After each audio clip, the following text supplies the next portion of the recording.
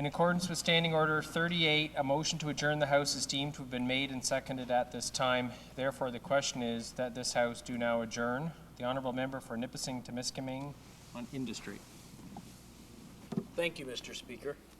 On March 4th, I asked a question of the Prime Minister regarding Vale Inco laying off 421 people across the country, but more particularly to my interest were 261 people in Sudbury in Northern Ontario.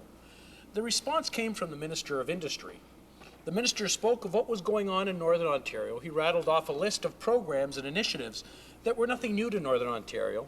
They sounded good, but there was no real substance or no new initiatives were discussed in light of what was happening to the economy and the job losses in Northern Ontario. Mr. Speaker, he complained about the Senate holding up the budget, how the benefits were being held back by the Senate. Well, Mr. Speaker, we know that that wasn't true. We know that that was nothing more than Conservative propaganda. The Senate has long since passed the budget, yet the Conservatives continue to drag their feet regarding the help for unemployed workers in Northern Ontario.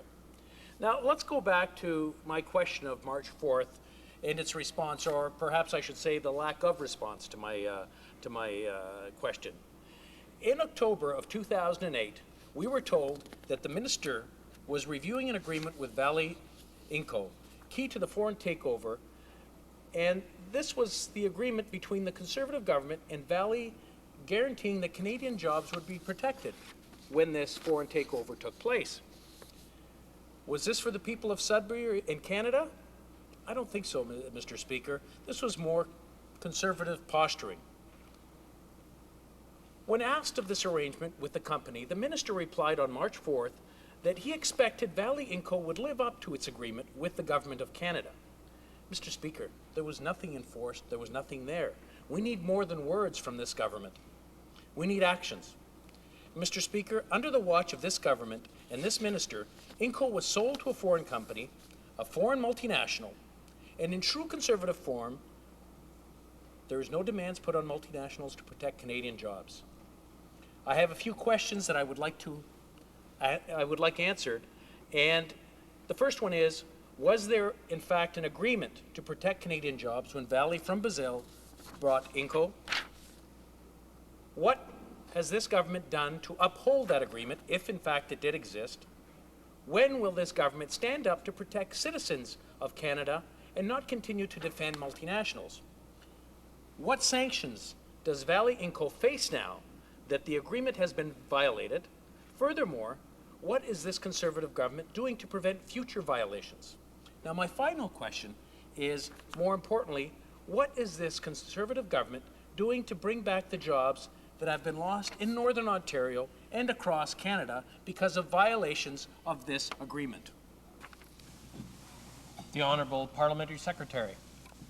Mr. Speaker, I would like to thank the Honourable Member from Nipissing-Temiskaming for his question concerning what the Government of Canada is doing to save jobs and to ensure meaningful work for laid-off workers in Northern Ontario. Mr. Speaker, of course, we are disappointed by the layoffs in Sudbury and the impact they have had on the families in the region. But the member should know that these are challenging times for mining companies around the world due to the global economic crisis. The government is continuing to closely monitor the impact of unfolding economic conditions on Canadian industries, workers, and their families across the country.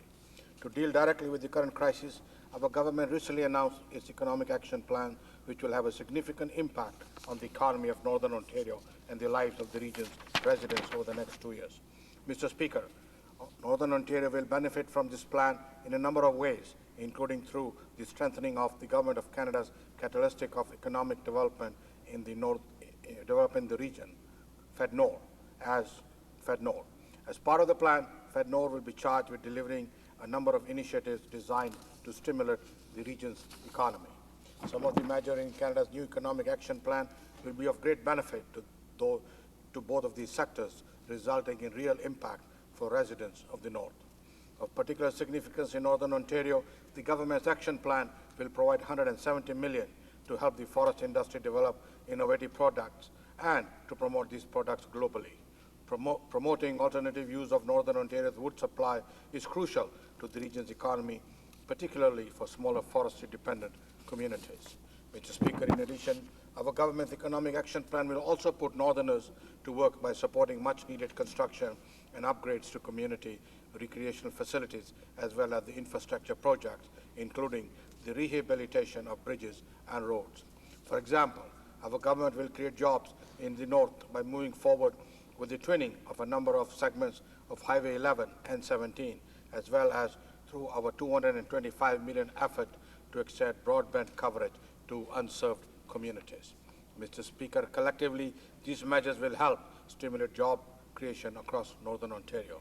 They will provide valuable alternatives to workers who are feeling the effects of global economic downturn, benefiting the communities and residents of this great part of Canada. Thank you, Mr. Speaker. The honourable member for Nipissing-Temiskaming. Thank you, Mr. Speaker, and it's nice to hear that the honourable member is concerned for Northern Ontario and concerned about job losses, which we do have quite a number of job losses. And I don't see the money coming through FedNor. I don't see it coming at all. It's very slow and very hard to picture. I know questions have been asked about what is being done for Northern Ontario, but really not a lot. But let us get back to Inco Valley, or Vale Inco, and the takeover. Now, this is a foreign multinational taking over a Canadian company, and there was an agreement, an apparent agreement. Now, specifically, the question that I'm asking the deputy or the member is, what sanctions does Vale Inco face now that the agreement has been violated? Furthermore, what will this government do about future violations of agreements that are made with the government? Do we just let multinationals come in and walk all over us and take away the jobs? Or do we have a plan to stop that? The Honourable Parliamentary Secretary. Mr. Speaker, these are tough economic times, as I've indicated. That's why we have the Canada Economic Action Plan. But I would like to assure the member that this Canada Economic Action Plan and through FedNor, we are working to ensure that there is investment in Northern Ontario, which will provide jobs that have been lost and will provide the necessary means for the families to find work. But I would like to tell the honourable member as well, he's asking how is the money coming? Well, I'm glad to see finally he got his Senate to pass the bill, and now we can help the people of Canada as the budget has been approved. Thank you very much for that. L'honorable The honourable member for Montmagny, Lille, Kamouraska, Rivière-du-Loup.